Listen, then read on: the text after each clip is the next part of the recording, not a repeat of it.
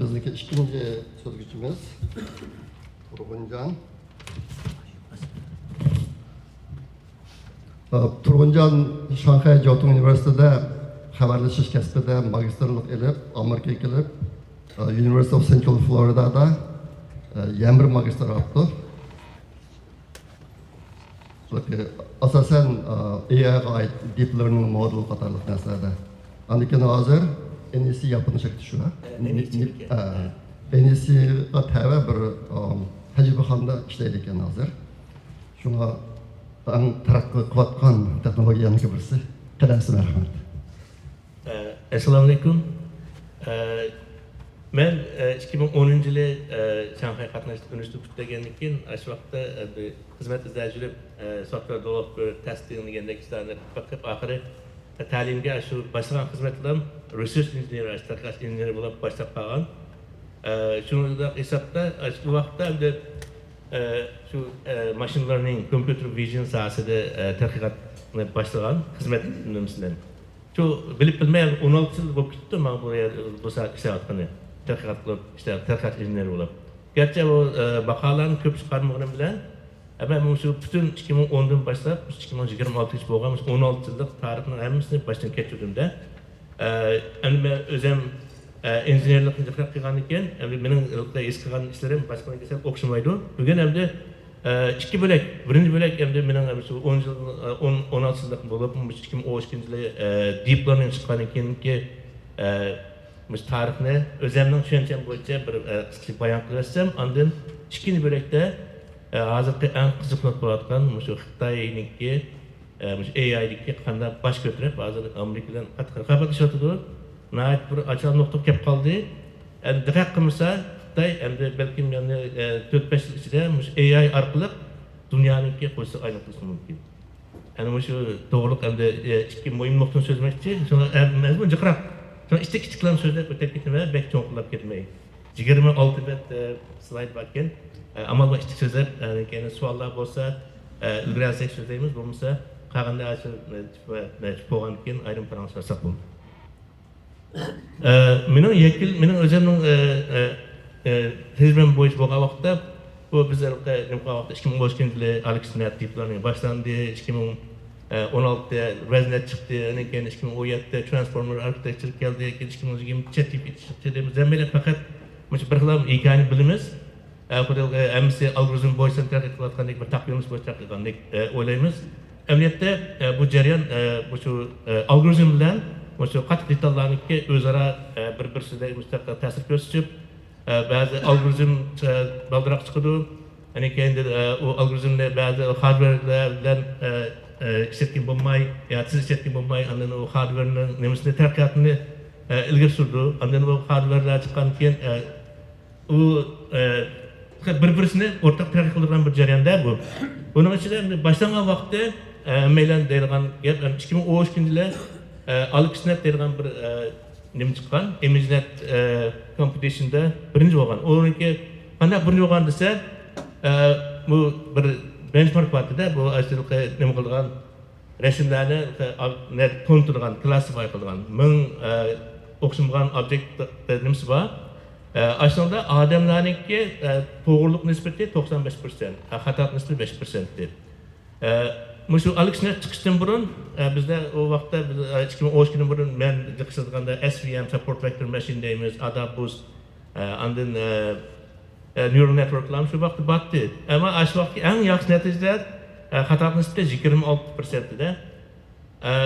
Adette bu research bakanlar buludu, bu benchmark'niki, bu nima qilgan vaqtda haqiqatan hamda bir yangilik degan vaqtda bizda adati maqolalar qilsak 26-13% bo'lsa, agar men 26% tushiratsam, maqola chiqarsam, mana shu top jurnallarda e'lon qila olaman-da.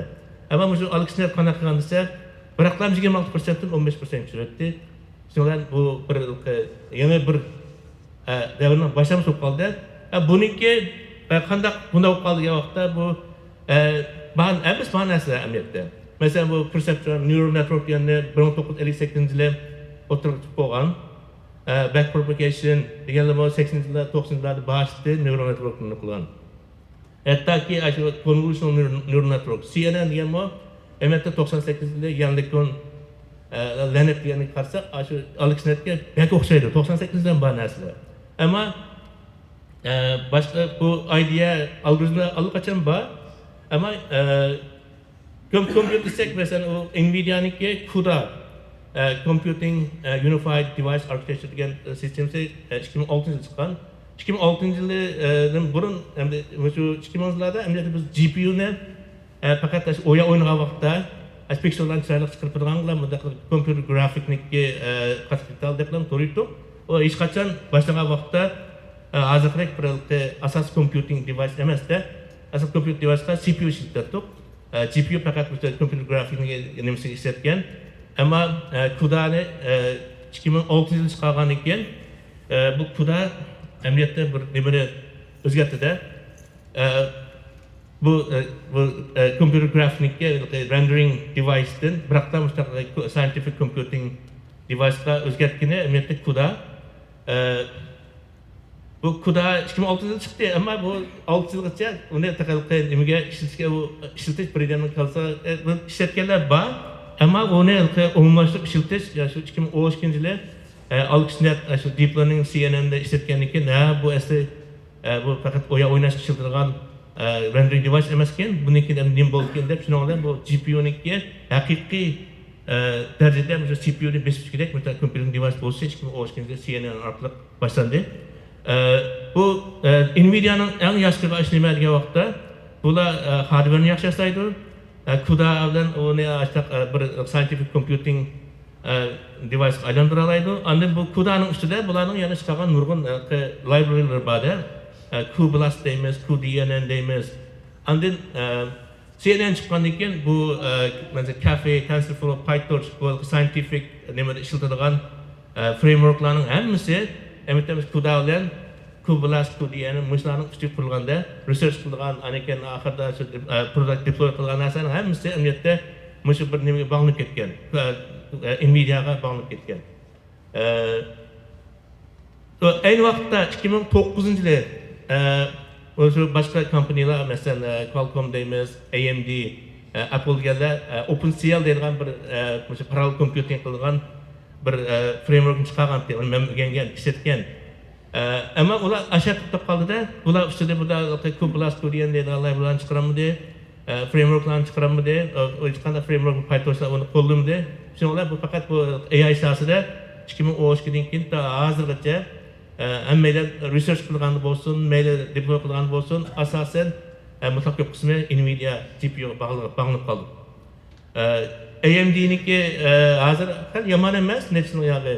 Ama ularniki chiqqan ROCm deymiz library'lar bor. Hozirgacha o software stack'si Nvidia'ga yetmaydi. Gerçi data center'larni ancha-muncha ishlatadi, azam bo'lg'achqa, hardware azam bo'lg'achqa data center'larda AMD GPU ishlatilgan ishlar bor. Ama yana jiq emas. Yana birisi dataset, ImageNet dataset 1 milyon data bo'lgan ekan, endi bu uch narsa qo'shilib, algoritm allaqachon bor, 98-yildan CNN bor keldi. Aniken computer GPU CUDA bir narsalar tayyor bo'lib qolgan 2006-yilda. Endi shu ikki GPU'ni ishlatib jiq emas. Hozir bir training qilishda, hozir bir data centerda necha ming GPU'ni bir oyda LLM training qilishda o bir data center, next data center tang asıl distribute training qilib necha oyda aran chiqaramiz bir oylarni. So bu ikki GPU, hozir hech kim ko'zga ilib qo'ymagan ikki GPU'dan chiqyapti training 6 kunlik training qilib CNN tunji qatib olishdan chiqargan, shu başinchi shu. Andın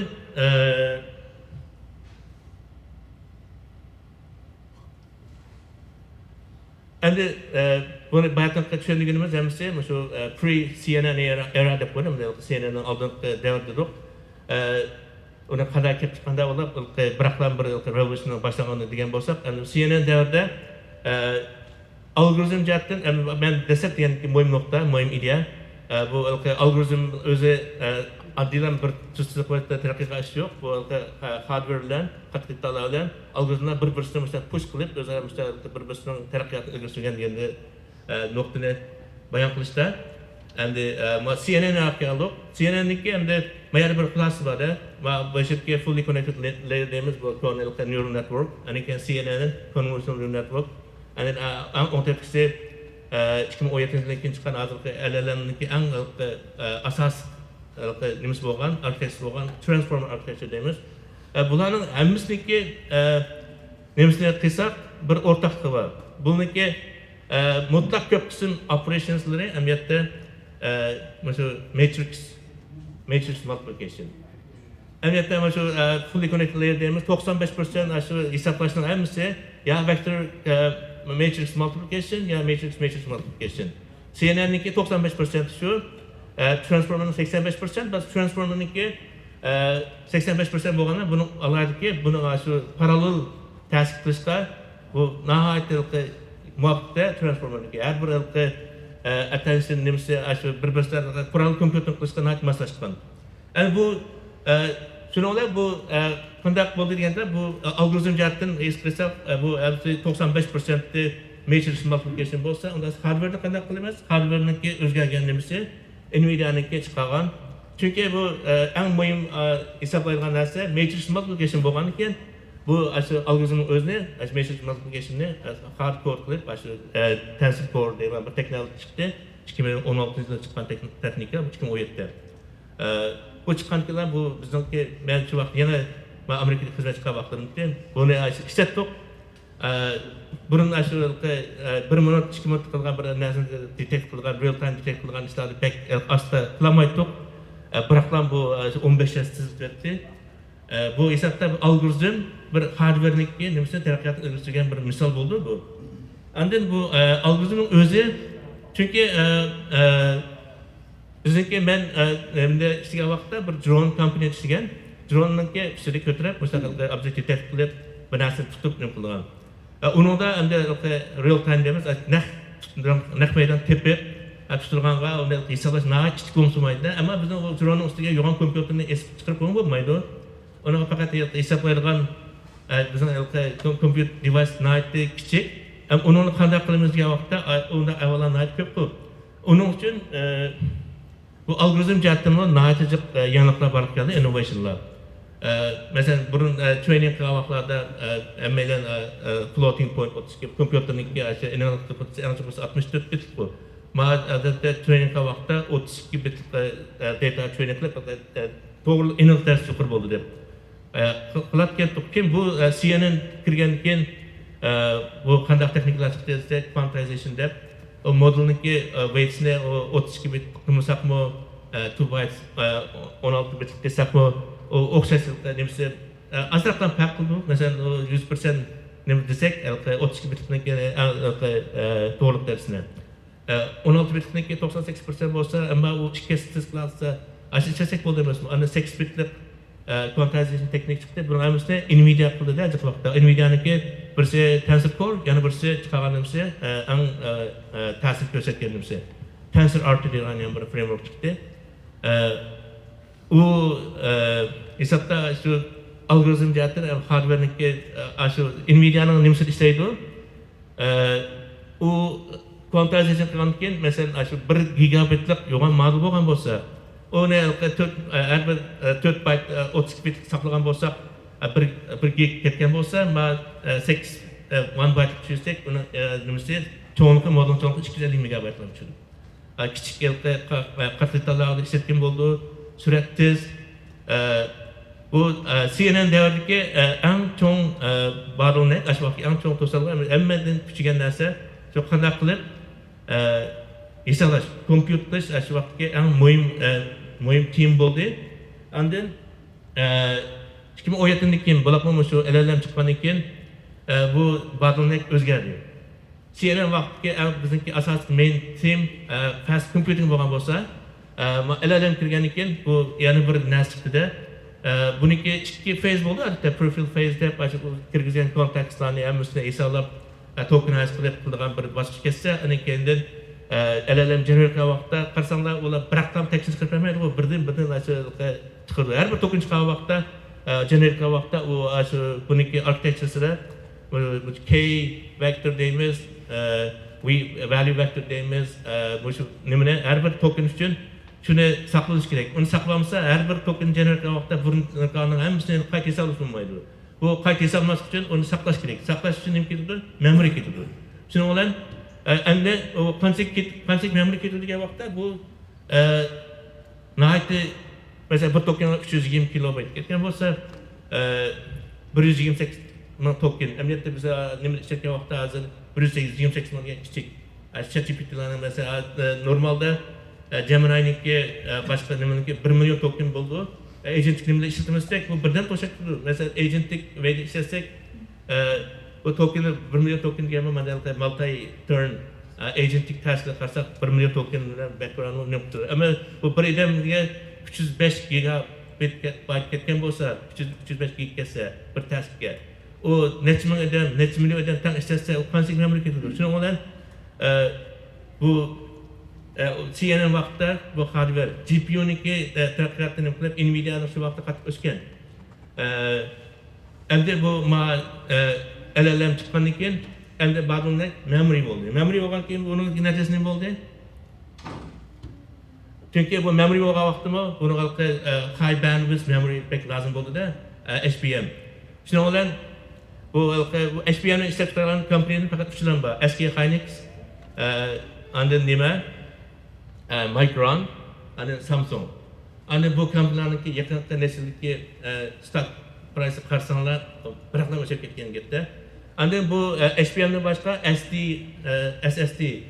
Chunki modul bek yo'nab ketdi-da. Chunki u eng boshdagi AlexNet CNN modullar qarsak necha yuz megabaytlar breakthrough kelsa 1 giglar ketdi. Hozirgi LLMniki odatda 3 billion modulni qilsakmi 30 gig. O odat ishlatgan 600 gig nima qilgan eng yangi LLM ishlatmasdak o necha terabayt bu narsani kelib turadi. Uni saqlashga storage ketadi. Shuning bilan undan storage'ni chiqargan shirkatniki yield'si nihoyat muhimki. Shuning bilan bu SanDisk'niki stock price'i $7 $2,000 ishib ketdi 500'si. Bu emniyetda bu algoritmlik emniyet bu chiqargan narsani nimaga bog'liq desam, bu chiqargan algoritmlar emniyetda bu nimani diktat qilyapti-da. Bu algoritmlarning sababidan emniyetda bu hardware industriyada nihoyat cho'ng o'zgarishlarni bo'lib ketdi.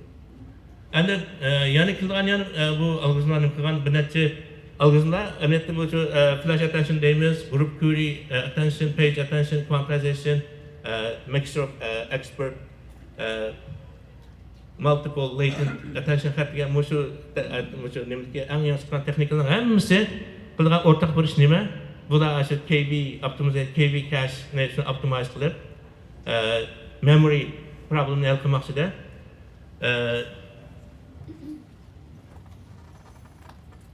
Andin yana shu yana bir hikoyani qilsak bu nihoyat mukammal bo'ldi. Xitoyning hikoyasi. 2023dan boshlab Xitoyga Amerika yurgizgan chip akti deymiz.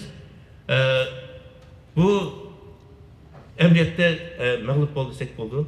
Xitoy yurgizgan chip. Bu resurs cheklagan bilan ular oxirida bu bayatdan degandek bu AIning taraqqiyoti va hardware bir taraf bo'lsa, yana bir taraf algoritm bor bo'ldi. Buni hardware bilan cheklagan keyin Xitoy nima bilan bo'sab chiqdi? Algoritm orqali bu butun to'saqni bo'sab chiqib Amerikaniki nemisda bir yumurga aylanib qo'ydi hozir. Chunki 2025-yilda 3-yilda DeepSeek chiqdi. O bir open weight model. O chiqqandan keyin ham o nima bilan Amerikaniki necha billion tarafli qilgan modellar bilan o'xshash nima bo'ldi-da. Masalan, yaqinda nima qarsak 5-oyda Quan'niki 3.6 model chiqqan Alibabaniki. 6-oyda Triple AI'niki, ZAI'niki GLM 5 chiqdi. Andin ayda Kimi nimaga Moonshot AI degan kompaniyasi Xitoyniki. Uniki Kimi K3 chiqdi. Ular qarsak uni nimasi Amerikaniki mesela Kimi K3'niki performansı hozir shu nimaniki eng yaxshi OpenAI'niki GPT 5.6 Soul bilan aniki Anthropic'niki Fable bilan tanqib qildi. Ammo o modellar bakalib. Endi bu push qilgan bilan uni rol bo'lmadi va hardware bilan push qilgandan rol bo'lmadi. Amniyatda hozir o'ylab baqsak o nima qilganiki uni qilmagan bo'lsa-mu, qolib ketib qolmazda. Chunki o hozir Xitoyniki tarqatishlar nima vaqtda bunday bo'lishini endi ko'ngan nimasi bizda resurs az, unda biz qanday qilamiz, algoritmni dizayn qilamiz deymiz. Shuning bilan bu algoritm jihatda natija innovationlar mutlaqo Amerikada Xitoyda bo'lib keldi. Bo'ldi texnikalar. Shuning bilan bu birinchi bosqichni xulosasak CNN erada compute bottleneck bo'lg'achda transit core'ni qurdik, quantization degandek texnikalar ishlatgan bo'lsak, LLM memory asos nuqta bo'ldi. Yani bu keyingi nuqta belki baya barat so'zlab o'tib ketdi. Power delivery deymiz, networking, fabric, global scale infrastructure narsalar bottleneck bo'lishi mumkin. Xitoy to'g'riliq Çelsek, mesela bizdeki asas çoğun Amerika'daki emirden, player'den OpenAI, Google, Anthropic modeller bağlanan olsa Xitay'daki rekabet emniyette Xitay'ın devletçiliği naat keskin. Alibaba'nın güvendeyimiz, bununki bir iki nokta var. Birisi çoğun şirketler Alibaba, Tencent, TikTok diyen şirketindeki andan Xiaomi katıldı yakında miyim olgan bo'lsa. Bular aşı çoğun pulu var şirketler özü çıkarmatıdı. Yani birisi startup, AI startuplar vardı. Mesela Zhipu deyimiz, Moonshot AI deyimiz, DeepSeek, Minmax AI yani bu şirketler. Bununki rekabetini, bular rekabetlisine meydan okşamaydı. Neminik ki Amerika'dan çıkan çıkan projelerden hemisi closed API. Biz o nimeniki modellerini türemeyimiz. GPT'niki, Gemini'niki ya ki nimeniki cloud'niki. Onun hardware'ini özümüz talep nimkulamayımız. Fakat hem API ile biriydi. Onu işletimiz, ola halsı itirtidu. Halga vakti itirteleydi. Biz özümüzde hiç kontrol yoktu. Ama Xitay'ın tutma yolu. OpenWake deyimiz, open source deyimiz, OpenWake. Bula modulunu çırvalda çıkarpırdı. O kim çırvalda çarpı yok. Onu özümüzdeki local işletsek buldu. Onu fine tuning buldu. Hazır emeğinde bizim researcher'da. Ben research yapışattığını, research field işaretini neçil olup gitti bu. Bizden çıkışından aldı da biz ançımınca Llama işlettik. Facebook'tan çıkan open source modelisini. Ötken yılları ançımınca Mistral işlettik koyattık. Ama Fransiya'nın ışıktı o değil mi? Onun gibi falan. Ama bu Brezilya'dan eşlik etti. Hazır bizdeki research neminde karşısında meyli paperlar karşısında olsun peer review on. Meyli bizdeki lab'daki nemiler olsun. Hem mesela hazır Xitay'daki modullarını işletimiz. Fine tune kılıp onu başka nemileri kılgan. Özümüz kaçılasak mı buldu? Özümüz işletsek mi buldu? Yakında bizdeki token cost pek çok eşlik edip bize Cursor'niki, Cloud'niki nemisi yetmey, bizim bana bir saat sürtmeyi kandakıldık. Şunu olarak kandakıldık. Biz de şu GPU'nun, H100 GPU'nun 8'ini işletip, Xitay'niki GLM 5.2 degende özümüz işletimiz, o özümüzdeki local, ben başka öğretmiyorum mu? Pul tölemeyimiz, hiç kadar diyeyim kılmayı.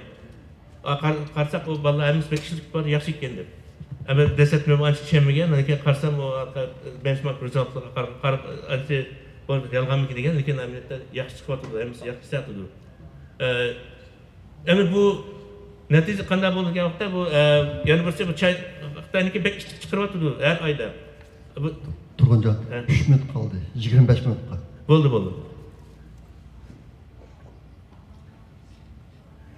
Xitoy bu o'ziniki AI şirketini, AI'ni bu o'zining davlat siyosati qildi hozir. Bularniki 2021 yıldan başlap data center'lar sağlam mebluğunun kıymeti 100 milyar dolardan aşıyor. 100 milyar kalıp bulamaz, 100 milyar dolardan. Hükümet yasaydı o data center'larını. Ondan bu bir yılda ötken yılda sağlam capital'sı 60 milyon kalıp bulurken bu hükümetin, devletin salmazlığı. Ondan bu arkadaşlar şehirler Shenzhen AI project için 10 milyar 10 milyar kalıp pul çıkarmamız dedi. Shanghai, Hangzhou'lar bizim sınıflarımız dedi, local. Bular tech giant'lar, startup'larını kat yölaydı. Kat nurgun etibar siyasetleri var. Devletin ki nefbegen hürmetlendiriş nimeleri var. Bu iki okşumgan sistem mevzuatında Amerika'nın şirketleri private capital'dan kılgan, o zaman pul takması olmaydı, işlemesi açık emez. Xitay'niki OpenWake, onu emmeden işletiyordu, research'lar işletiyordu. Biz research kılımız, model çıkarımız. Onu kızlıkarlık yeri bu Amerika'nınki neme şirketleri mesela birinci olarak kullanıyordu. Açık modeller çıkıp olursa mesela nemeler kanda işletisini, en önemli işletisini TensorRT, LLM VLLM deymiz, AWS, Bedrock deymiz. Mesela birini qo'llaydi, ashuni qo'llab, buni qo'llaydigan boshqa modullar yo'q-da. Chunki GPT'ning modulini yo'q, closed. Hozirgi natija nima degan vaqtda Xitoyniki modullar bilan Amerikaning eng yaxshi modullarininki performance gapsi aran 2.7%. Ammo bahasi 10 farq. 10 azam Xitoyniki. O 3% performance gaplar 10 farq qilsa oxirida nima bo'lmoqchi? Onasiga bu Amerikaning nurg'un shirkatlari buni ishlatadi. Nimada? Infrastructure Amerikaning infrastructure ishlatadi, AWS deymiz, yoki bo'lmasa GPU Amerikaning network Amerikaning, cloud Amerikaning, ammo modul Xitoyniki. Buni hech kim tekshirib bo'lmaydi. Bu nimani evatmaydi datani. Bu faqat moduldan ishlatamiz. Bu endi mustaqbal umumlashgan bir avval bo'lib hozir baqansizlar. Mesela hozir global sovereign AI deymiz. Hozir Xitoy Malayziya bilan allaqachon hamkorlik bo'ldi. Sovereign AI degan vaqtda u shu davlatning o'zining ichidan qilgan, hech qanday narsa chetga chiqib bo'lmaydigan local bo'lish kerak. Unaqa bu OpenAI bilan Anthropic buni tushmaydi. Shunga bu bazar Xitoyniki, sovereign AI'niki. Yani 15 ta davlat bilan imkoniyatı o yani Xitoy buncha endi global deployment nimsida Xitoy oldida agent enterprise kompaniyalarning ichiga kirishdimi Xitoy oldida, chunki modul bakalib uni qanday ishlatishning hammasi application nimsida modul bakalib qo'yganki uni bunday kuchash ketmaydi. Modul ilib ishlasam bo'ldi. Shundan bu nimaning muhim nuqtasi hozir Xitoylik muhim nuqta modul emas, modulni asli chiqirdi. Chiqargan kundan bu muhim nuqta hozir compute cloud platform and application development deymiz, robotic integration, industrial integration da Xitoy oldida. Unda vaqtimiz to'liq to'shib ketdi. Bu shunday emas. Shundan oxirgi nima? Hozir nima bir muhim nuqta kelib qoldi. Amerikaniki misol Xitoy emas davlatlarining eng oxirgi chiqargan open weight modelsi o'tgan yili hozir nima uchun chiqaryapti Nvidia'ning, ammo u frontier bilan paq cho'ng. Ona biz chetmaymiz, performance yaxshi emas deb. Mistral o'tgan yil o'shanday qilgan. Ammo shundan keyin Xitoyniki chiqargan modul necha modul. Ammo bu avval yana bir yil davom etsa qanday bo'lmoqchi? Endi bu hamma narsa Xitoyniki shu modullarga bog'lanib qolsa, u political bias bilan nima qilgan. U modullar nima qilmaydi, Uyg'urni tonimaydi, Uyg'ur uchun gap qilmaydi. Xitoyning nimasidan sensitive o'tgan modullarda Anda bütün dünya bu Xitoyning nimasiga modullarga bog'lanib qo'yishning orqasida Xitoy balki shu nimani egallash mumkin. AI shu nimani qanday diktat qilgan bir o'rin chiqib qolsa, u vaqt qanday bu mutaqana tayyorlik qilamiz. Biz o'ylashimcha bo'lmaydigan gap qoladi. Rahmat. Rahmat. Turg'unjondan savol so'raydiganga vaqt qolmadi. Agar mana bu ma'qul. Abi ile Turg'unjon tamoq yemasin, tan savolni so'rab olaman shu joyda.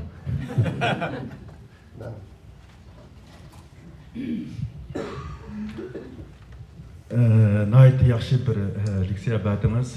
Ko'p rahmat. Endi bu Xitoy hukumati shundoq ko'p mablag' silib nayt ilg'or tipsdagi o'xshash ashtaq bir modellarni ishlab chiqarib xalqaro vakolat berib o'tibdi endi. Buningki maqsadini hammamiz uqimiz. Bu yerda hozir siz buni kompyuterga tushirib lokalda ishlatgili bo'ldi dedingiz hamda. Anavi vaqtida bexatarlik jihatdan bevosita tor orqali ishlagandan yaxshi bo'lishi mumkin. Ammo bular shundoq ko'p mablag' solgan bu narsani yana lokalga tushirib ishlatgili bo'ldi desa, masalan, ularningki buningdan hamda kelgusida albatta kontrolga bor degan hukumatimizni qalisi bor, lekin ularning hozir qoladigan manfaati nima endi? Bazar geldi. Haqiqatda shuni U ko'ndirgan. butunlay kelgusidagi manfaat qo'yamdi. Mesela hozir mesela UNESCO tuvan bağ bilan o modulni bakalib tushirib haqida hammasini ko'ndirib olgandan keyin mesela research qilamiz. Hamma researchlar Xitoyning modulini tushirib ishlatamiz. Ashuni optimize qilib beramiz. Amada qilsak bo'lganda bu nihoyat pishqan bir sistem bo'lib chiqadi. Researchni tartib oxirgi deploy qilib shirkatga robot ishlatsa oxir qarsini to'g'rida faqat robot qanday modul ishlatsangiz Xitoyning modulini ishlatsangiz misol chiqadi. Shuni qilmay amalimiz yo'q, boshqa narsa yo'q. Masalan, odatdagi bir shaxsga nisbatan uni hamda tizimlab tushirish uchun tizimlash shaxsiy uchurlarni berish kerak ekan. Ashuningki, masalan, shaxsiy uchurlarni yoki kompyuterimizdagi uchurlarni Yo'q. egallashga nimasi bormi? Yo'q. Yo'qmi? Yo'q. U jihatdan bexatarmi? Faqat siz Hugging Face degan nimadan shu modulni tushiramiz albatta. Hugging Face degan platform bor. O platformga o shaxsiy usul chiqish ketmaydi. Faqat email bilan imkoniyatda qolgan modulni qolgan vaqtda tushira olasiz. Aş Mehmet'deki sualı olan münasebetlik keçirmeme üzerine tek elvan çıkmadan ornundan baydım. Nime İsrail'e Xitay'daki maşinesini, elektronik maşinesini elip tekşürüp biz maşinenin kuşularını Türk'te ülkedikende, öğretildiğinde hükümet xadimlerinin Xitay maşinesini işletisini çekilip etti mesela. Ben bazısındakini anlayavaktımda bular algoritmini bir kağa bir verse başkalar elip onu kılgan özgertiş, yeni terakkiyat Muşlarındaki hemisi uturlukta giderken de böyle mi? Bu cihette bayqaşlar var mı? Yo'q. Bu faqat parametr bo'ldi bu. Demak, bu buniki open qilayotgan narsa kompyuterlar weightlan. Bu faqat nafkasimiz nimaniki deep learning architecture iniki bir sanlam narsa bu. Uniki boshqa programlagan nimasi yo'q. Faqat AQSh yo'q uniki. Buni unda qilmasa, chunki u Xitoy bu AWS'dek bu cloud platformlar nimadak qilmasa, OpenAI'dek, Anthropic'dek to'g'ri qilinsa, bizlar ishlatmaymizda. Chunki biz u nimasi ham gapimizda Xitoyga avatidu nishaxsimiz e'lon oldi. Ammo unda qilmayotganmiz, unda bo'lgandan biz bu mustaq nima qilgandan, unda modul bilan nimalar to'g'rilik ta'sir baslashganimizdan ularni 95% nimasini chiqarsakmi, bazani egallasak, bir sistem kursak, researcherlar bizning chiqargan modullarimizni o'zlari optimize qilib, fine tune qilib bersa, robotlarga chiqarib kirsa, hammaga kengaysa, bazani egallab olsak, oxirida bizning gapimiz gap bo'ldi degan. Rahmat, Turg'unjonga yana bir qator rahmat aytdim.